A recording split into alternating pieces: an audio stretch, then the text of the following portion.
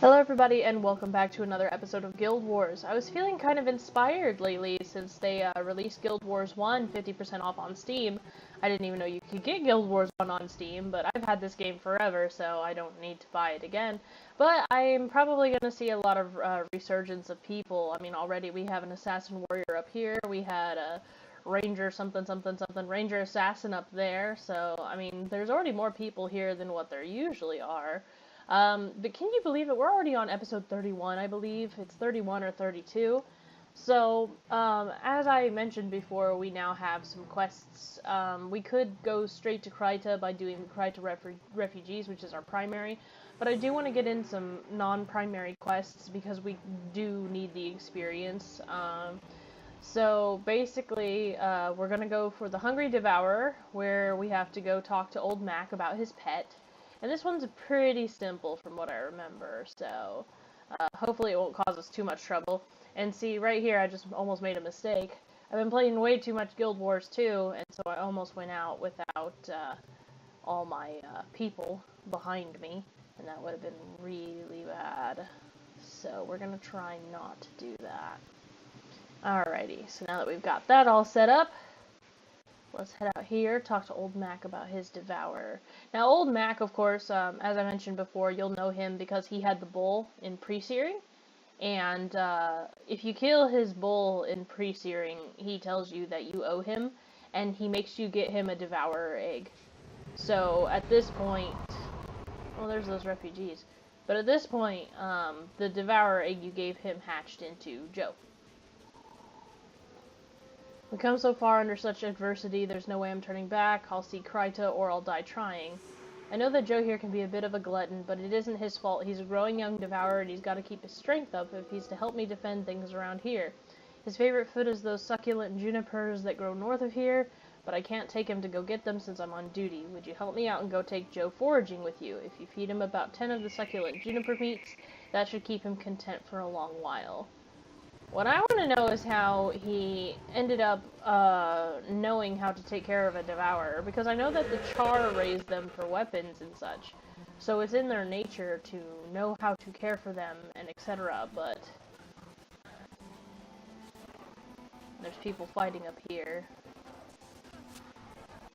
Oh jeez. Shiverpeak protector.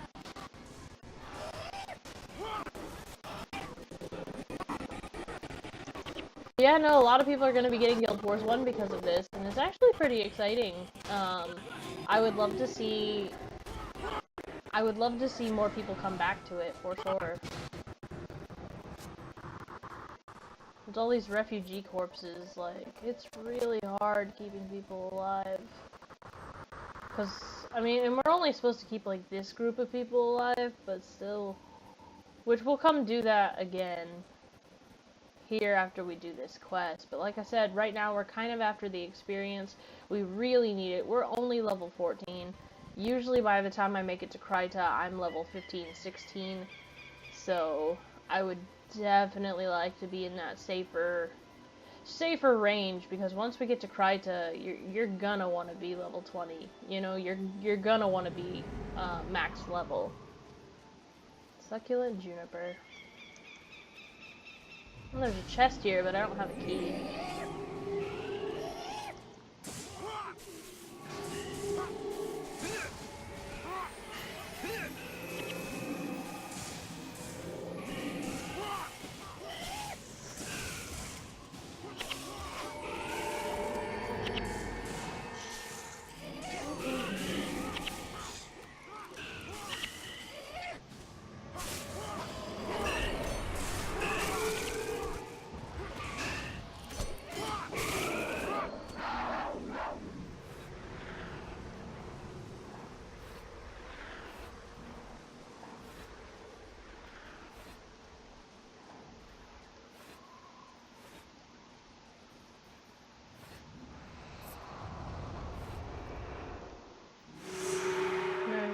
Did we feed them all of them? Yeah, we fed them all of them. Okay.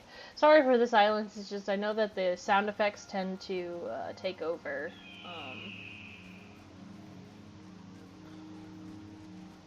So what is Happy doing now? Hungry Devourer. Feed Joe 2 more succulent juniper meats. God damn it.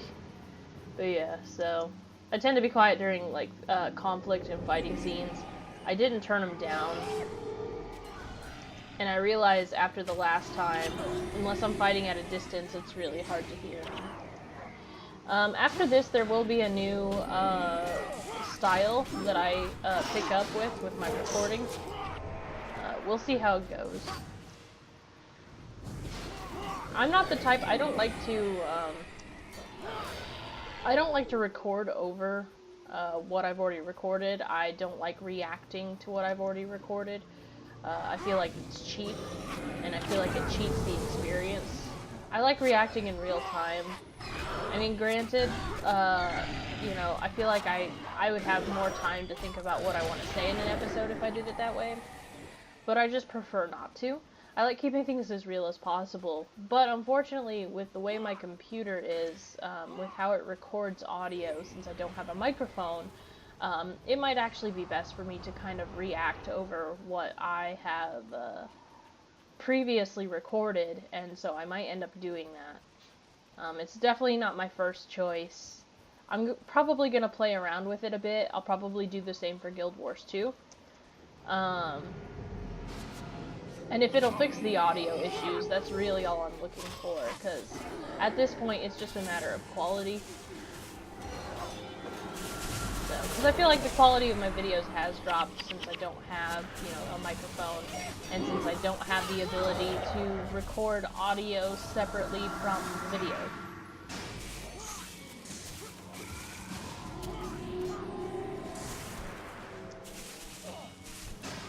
Now we only need 2 of these, but of course since they're aggressive we have to kill them all. Luckily they're only level 7, and it's not like they take forever to kill or anything.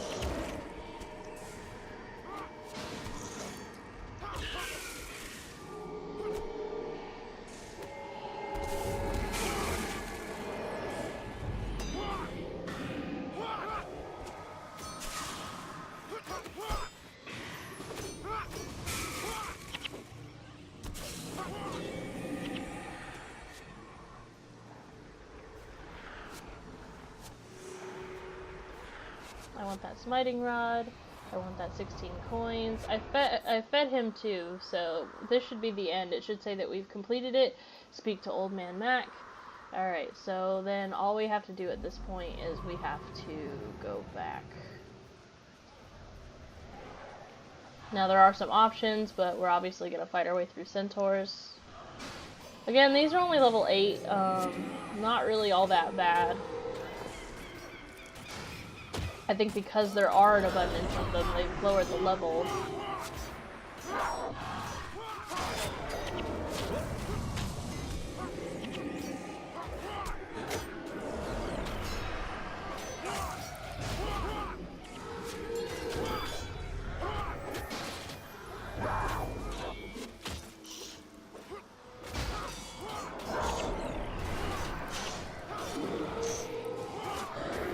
So I think one of the things that you have to be wary on this quest is that if Joe dies before you feed him the meat, you can still collect the meat and then feed him when you come back. I think that's an actual strategy. I think I've used that one before, where I let Joe die and then I just re-enter the instance, and then you have the meat still, so you just feed it to him all at once. And sometimes it might actually be like the most convenient method of completing this quest, but if you do decide to have Joe with you, naturally, if he dies before you complete the quest or before you feed him the meat, if he dies before then, you're gonna have an issue, since you can't feed him if he's dead. So you want to make sure that if you're going to keep him with you, that he does not die. If he does die, you'll want to just re-enter the instance. You can still kill the junipers, get the juniper meat. If you get 10, like I said, just go back to the town, re-enter the instance, feed him again, talk to Old Mac, and it should be the same result. So I don't think you have to worry about it. But I haven't played this in a long time. The last time I was really upset, for multiple reasons. You guys saw a shortened version of the video, so, I mean, considering how long it still was, you can only imagine how long in actuality I'd been recording. And the reason why was because I always get lost on that quest with Prince Rurik, and when Rurik died, it always made me really upset, and I had to play through that instance so many times. Back in the days of Guild Wars, like, massive activity boost, you know, when there was a ton of people on at any given time, so much so that I had to play on international servers just to, like, get rid of lag and stuff. I had to run a lot of my friends through the instance, you know, and I had to deal with them getting upset about Rurik, and then I got upset about Rurik again, and it was just one of those things where it was just like this endless cycle of depression and sadness because of Rurik. We've come so far, blah blah blah, hungry devourer. There's a good lad, Joe. All full. Thank you for taking such good care of Joe, Archisphere. You go tell Master Saberlin that he doesn't have to worry any longer. Well, I will, because I want that experience. But yeah, no, like, back in the day when I was playing through this, like, I was still a teenager, I was still in high school, that probably doesn't put any perspective, like, for you guys, but yeah, so I was a teenager, I was in high school, and I always got, like, really involved in characters and stuff, so Rurik's death really hurt. So you're sure the Devourer is sated? Well then, good work, Archisphere. That should help our food situation a bit. I hate to say it, but it helps having that creature around. We haven't had an Etin attack in days. So now we get Rotten Flesh. Inflicts disease condition. Death magic. I mostly do blood magic, though. I don't really use death magic.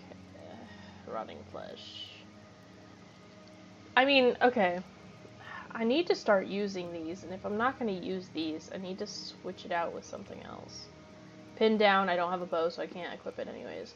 The Deserters. A small group of former soldiers have deserted us after the death of Prince Rurik. Normally I could forgive such a transgression in the face of all that we've endured, but they have taken the majority of our supplies with them and headed north into the hills of Deldrimor Bowl. We believe they're making their way towards the Ice Tooth Cave with supplies already short. There's no way that our people will make it through the mountains to Kryta without the stolen supplies. It is critical that we retrieve the supplies and bring to justice these deserters who would condemn their people to death. It is a grim thing of you, Archisphere, but it must be done. Find these deserters, bring back the supplies. Damn. Huh. Okay. And that's not even a primary quest. Like, I would think that was a primary quest. But yeah, like, for those of you that have been following me from the beginning, you would already know what's going on as far as, Rurik and all that he's been through. But for those of you just tuning in, welcome. Prince Rurik, you know, he's the beloved Prince of Ascalon. He's the one that the people respect the most, and what it comes down to is he was in love with a very beautiful lady. He had his whole life ahead of him. Like, yeah, they'd been fighting the Char for a while, but, you know, there were high hopes. You know, they were gonna succeed. Ascalon was strong, and then everything changed when the Searing happened. You know, and then suddenly, oh crap, I didn't mean to do that. Buy back. I don't think I can buy back, but, well, crap. Anyways, Rune of Holding. Holds 5, holds 5. I don't have, holds 5. This might be stupid of me, but we kinda need this. Okay. Anyways, and then, poof, okay. But anyways, you know, he had his whole life ahead of him, everything was going in a great direction for him, and then the Searing happened, and then his father, who, you know, wasn't even supposed to be the king because he's not part of the bloodline, but his heroism is what made him be chosen as king, you know, sorry, I have allergies, you know, his father just went crazy, like, started putting his people's lives on the line, just for the sake of, you know, trying to give the impression that Ascalon was strong, that Ascalon, you know, could overcome, even though the Char were slowly pushing them back into the ruins of their own city, and people and children, you know, especially, were starving. You know, and those that were orphaned were left without supplies. Like, it became a very dismal and grim situation. And Rurik saw this, and so he was willing to set his pride aside to help his people. And I think the worst thing about it was that at this time, you know, his fiance had gone missing. You know, his father went mad, his fiance, turns out, was, like, cooked alive by the char on their altar, and, like, he just went through a lot. Like, he lost a lot of people, he lost the respect of his father, he ended up being banished just so that he could save his people. And then, you know, to have come so far after risking it all, you know, just to save his people, even against his father's wishes, you know, he dies. So it's very tragic. It's a very tragic story. So high school emo me was playing this video game and, you know, was like, he didn't deserve it, which he doesn't.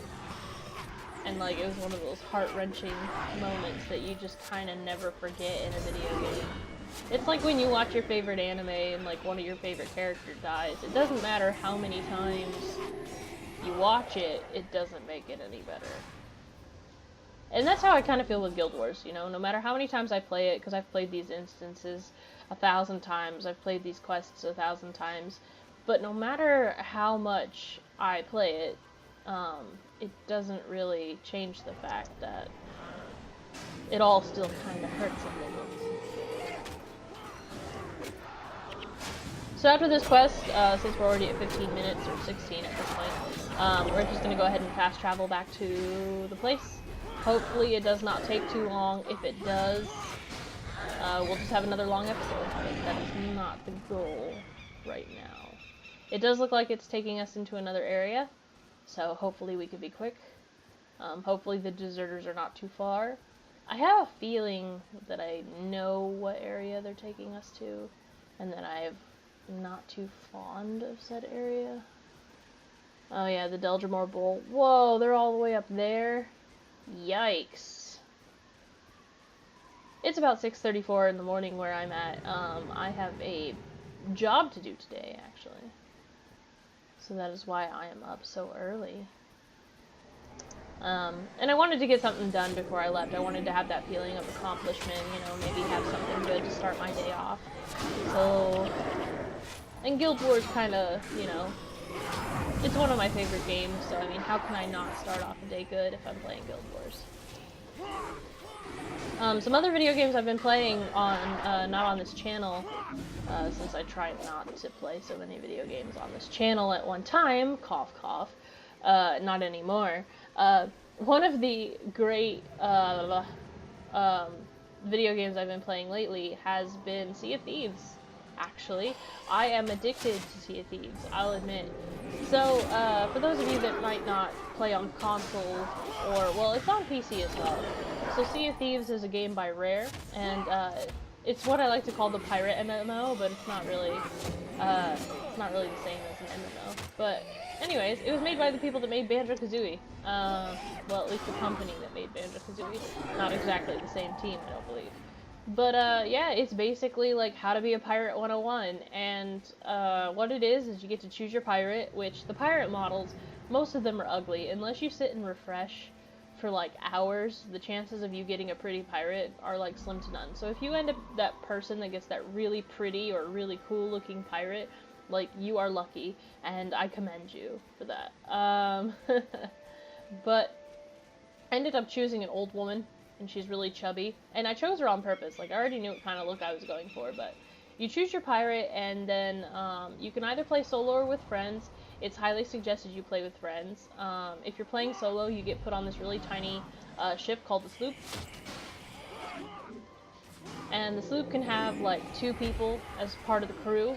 If you have more than 2 people, you get put on a galleon. You can adventure with strangers if you so choose. I just prefer not to, because I don't like adventuring with people I don't personally know. I think I might have gone the wrong way. Like, I feel like I went the wrong way. No, it's this way. Okay.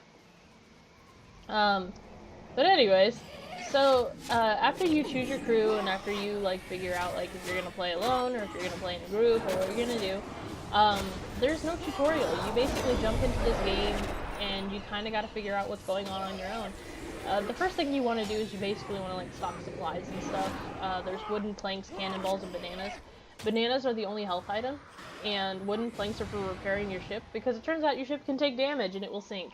You already have an inventory full of stuff, like your guns and instruments and a bucket and a compass and that kind of thing. But yeah, you basically set sail in order to find treasures. And you can get voyages from like three people that are part of 3 different factions. The Merchants, the Order of Souls, and the Gold Hoarders. So, and depending on what kind of voyage you take, depends on what kind of treasure you're looking for. But it's really fascinating. Essentially, the main point is that you just go and you get treasure, and then you turn it into an outpost to get a bunch of money, and then you spend your money on cosmetics. So like coats and peg legs and that kind of thing.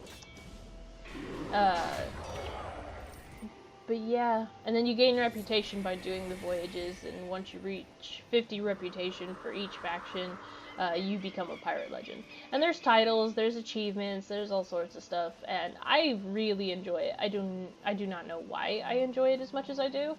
I thought I would hate it because I'm usually not into games that heavily focus on PvP. Because there's other people sailing with you, and they will murder you. Like, they will take all your stuff. They'll blow your ship up, and then they'll take your treasure, and so you could go and you could spend hours, like, digging up treasure, and then in an instant you can lose it. And it's not even that you can lose it just to other players, like, storms can sink you. You know, you can get shocked by lightning and it can blow up your ship. If you're in a galleon, the Kraken can spawn,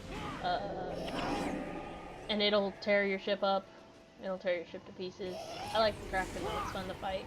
And now they have Megalodons, so, you know, anything can happen, honestly. Hey, we didn't have to go to another area. A chest. Supplies.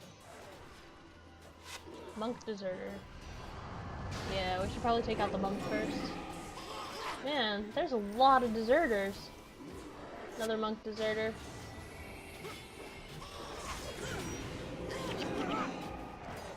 Please don't tell me we have to carry the supplies all the way back though. Because that's going to be a pain in the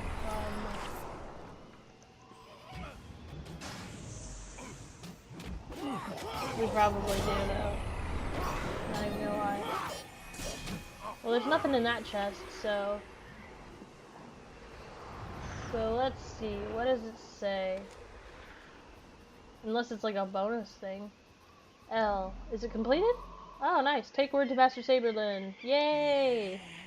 I'm gonna do that. I was worried we'd have to carry it. There's so many quests, like, earlier in the game where you have to carry the supplies all the way back, and I'm like, man, we're already at 22 minutes, like, I really don't have time for this. Alright, Master Saberlin, I got your shit. Here you go. You have saved many lives this day, Archosphere. All of Ascalon is once again in your debt. We still have a hard road ahead of us, but now we march towards a new life in Kryta. Alright, we got Strip Enchantment. Removes 1 enchantment from target foe.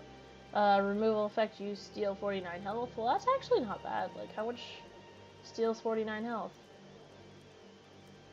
Okay, but that's only if I remove an enchantment, so I'm gonna go ahead and save that for later. Serpent's Quickness. Your skills recharge 33% faster. Ends if your health drops below 50%. Like, I mean, I eventually could switch it out for something like this, especially since I don't use the Bone Horrors. I don't know, maybe I'll try that for a while and see how it goes.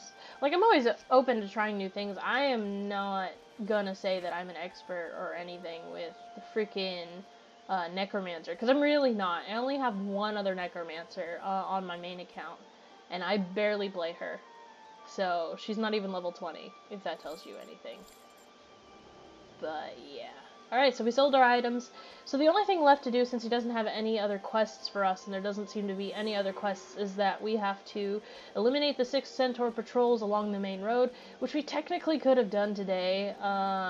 But once we do that, we, of course, will probably report back to this guy, and then we'll be able to continue to the next city, and or we report to the next city anyways. So that'll get us farther on the plot towards Kryta. But anyways, that's all I have for this episode. If you are liking this series, of course, leave me a like, leave me a comment, let me know if you've played this. Let me know if you bought Guild Wars while it was 50% off. It is 50% off until July 5th of 2018. So, you know, if this video goes up before then please, you know, go check it out. This game is really fun. Yeah, it doesn't have the player base it used to, but it's still very engaging, very fun, has a wonderful story. And also, you know, the more people that buy it, the more the community will come back to life. Also, just let me know, you know, what your favorite part of Guild Wars is if you've already played it before. You know, did you like the Shiverpeaks? Did you like Kryta? But yeah, so let me know in the comment section down below, and as always, I will see you all in the next video. Alright, bye you guys.